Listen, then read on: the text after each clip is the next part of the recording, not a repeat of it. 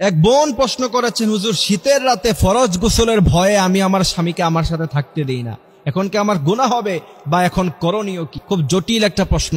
এই প্রশ্নটা সাধারণত কেউ করে না। এক বোন হোয়াটসঅ্যাপে আমাকে এই প্রশ্নটা করেছে যে তিনি বলছেন, তিনি বোঝাতে চেয়েছেন, হুজুর যেহেতু ফরজ নামাজ ফজরের নামাজ আমাকে পড়তে হয় আর রাতের বেলা যদি আমরা একসাথে থাকি তাহলে তো আমাকে ফরজ গোসল করতে হবে, আর আমাদের এখানে গরম পানির কোনো ব্যবস্থা নাই, ঠান্ডা পানিতে আমাকে গোসল করতে হয়, এই ভয়ে আমি আমার স্বামীকে থাকতে দেই না আমার সাথে, এই জন্য আমার স্বামী আমার উপর রাগ করে। এখন এটার করণীয় কি? আমি কি আমার স্বামীর হক নষ্ট করেছি কিনা? এটা একটা প্রশ্ন। গোটা জাতির উদ্দেশ্যে সেই উত্তর আমরা দিয়ে দিচ্ছি। আমরা যারা শুনছি অবশ্যই এই আলোচনাটুকু শেয়ার করব, তার কারণ হচ্ছে ইসলামের ব্যাপারে আপনি একটি বিষয় শেয়ার করবেন, সে যদি আমল করে এর সওয়াব আপনি কিয়ামত পর্যন্ত পেতে থাকবেন। সুবহানাল্লাহি ওয়া বিহামদিহি সুবহানাল্লাহিল আযীম। এইখানে এই প্রশ্নের উত্তর দেওয়ার আগে স্বামীর মর্যাদা সম্পর্কে আমাকে বলতে হবে। বিশ্বনবী সাল্লাল্লাহু আলাইহি সাল্লাম বলছেন, তোমাদের মধ্যে তোমাদের স্বামীদের মর্যাদা এত আকাশচুম্বী, যদি পৃথিবীতে আল্লাহ ব্যতীত অন্য কাউকে সিজদা দেওয়ার অথরিটি অনুমতি থাকতো তাহলে আমি গোটা পৃথিবীর সমস্ত মেয়ে লোকদেরকে বলতাম তোমরা তোমাদের স্বামীর পায়ে সিজদায় লুটিয়ে পড়ো। এ হচ্ছে স্বামীর মর্যাদা। বিশ্বনবী সাল্লাল্লাহু আলাইহি সাল্লাম বলছেন, তোমার স্বামী যদি তোমার উপরে খুশি থাকে, তুমি যখন মৃত্যুবরণ করবা সে যদি তোমার উপরে খুশি থাকে, এতটুকুই তোমার জান্নাতে যাওয়ার জন্য যথেষ্ট, আর সে যদি তোমার উপরে নারাজ থাকে এতটুকুই তোমার জন্য জাহান্নামে যাওয়ার জন্য যথেষ্ট। এ হচ্ছে স্বামীর মর্যাদা। এবার আসেন যে শীতের রাতে শুধুমাত্র ফরজ গোসলের ভয়ে আপনি যদি আপনার স্বামীকে আপনার সাথে থাকতে না দেন, আপনার গুনাহ হবে কিনা বা করণীয় কি?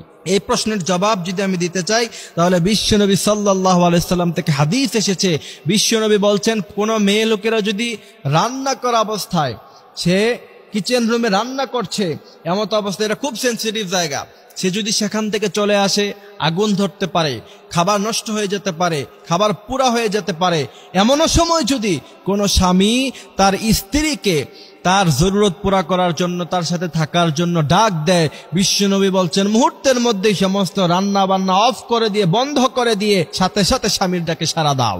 এরপরে দ্বিতীয় নাম্বার হাদিস, বিশ্বনবী সাল্লাল্লাহু আলাইহি সাল্লাম বলছেন, কোন স্বামীর তার চাহিদা হলো যে সে তার স্ত্রীর সাথে থাকবে এবং স্ত্রীকে সে আহ্বান করলো, সেই স্ত্রী যদি সেই স্বামীর ডাকে সাড়া না দেয়, বিশ্বনবী বলছেন ফজরের নামাজ পর্যন্ত, যতক্ষণ পর্যন্ত না সকাল হয় ততক্ষণ পর্যন্ত ফেরেশতারা তার উপরে, সেই নারীর উপরে লানত দিতে থাকে। কত বড় কথা!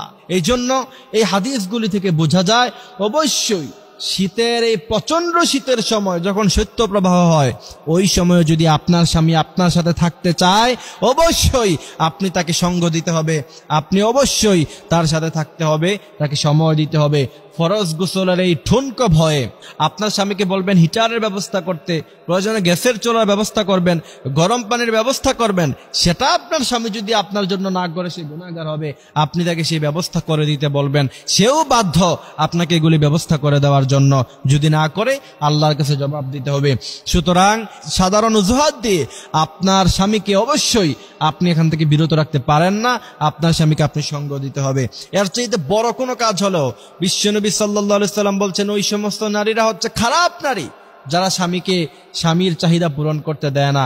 এই জন্য প্রিয় ভাইয়েরা আমার, আল্লাহ পাক আমাদেরকে এই কথাগুলি বোঝার, মানার তৌফিক তিনি দান করুক। আমিন।